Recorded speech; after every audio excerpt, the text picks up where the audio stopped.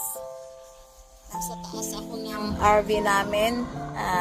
Remodel namin yung roof. My husband is working para magmukha siyang bago. So, ayan guys.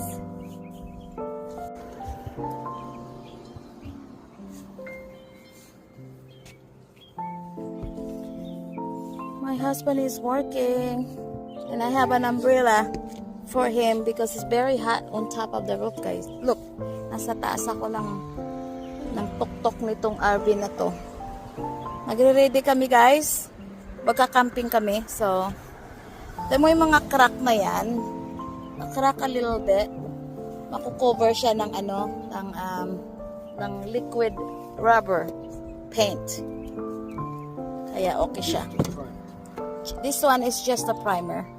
Bago yung bago yung actual talaga. Lalagyan namin ng makapal talaga siya para matagal masira. So, magiging bago na naman ang aming rooftop ng RV. Na-damage kasi guys. Matagal kasi namin hindi ginamit. So, and then hindi kasi namin nilagyan ng ng primer at saka liquid rubber paint. Pero aayusin na namin. Tapos pagkatapos ng top roof, yung loob naman, madami kaming schedule guys. Init dito guys. Kaya inaambrilahan ko tong asawa ko. Masyadong mainit. Ay, honey bunny.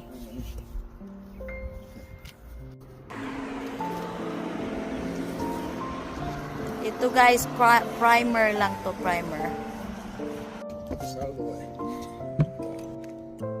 Na-damage siya kasi tagal namin hindi ginamit. So, yep. Pag once na natapos yan, magiging maganda na yan. Magiging ganyan na siya guys. Ayan guys. Almost halfway na. Almost halfway. First coat pa lang. Uulitin uli. Pero, it looks like it's good enough. But, kung may matitira na paint, uulitin pa yan. Patutuyuin muna. So, almost halfway na guys. Yep. This is liquid rubber. Hindi siya yung regular paint. Pag natuyo siya, magiging rubber siya. Yeah, last coat guys. Look at the RV. It looks a lot better now. It's clean. We're gonna do the last coat. We're just finishing this.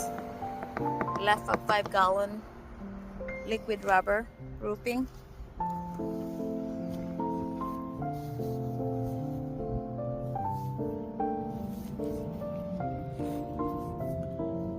My hubby is doing it. It's my hubby's birthday today. Still got me working like a slave. You know how much it costs, honey, to do this if we pay someone? A trip to Australia.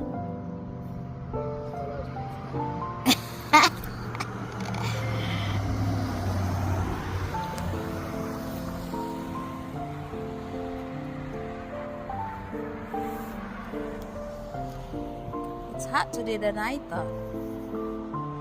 Nice, honey. See, it much nicer. See, it's more smoother, right?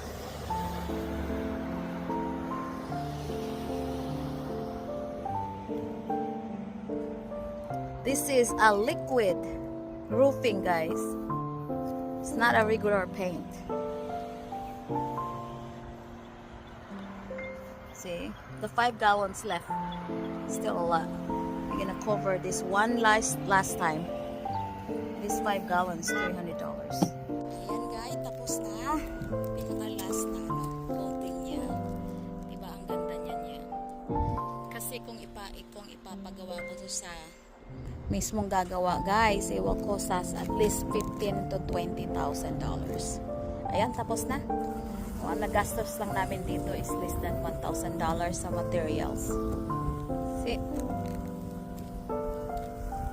So, yung pintura to, yung pintura na to, nagiging roofing siya, oh. Liquid rubber ang tawag dyan. Ayan. Okay, guys. Bye! Ang init dito.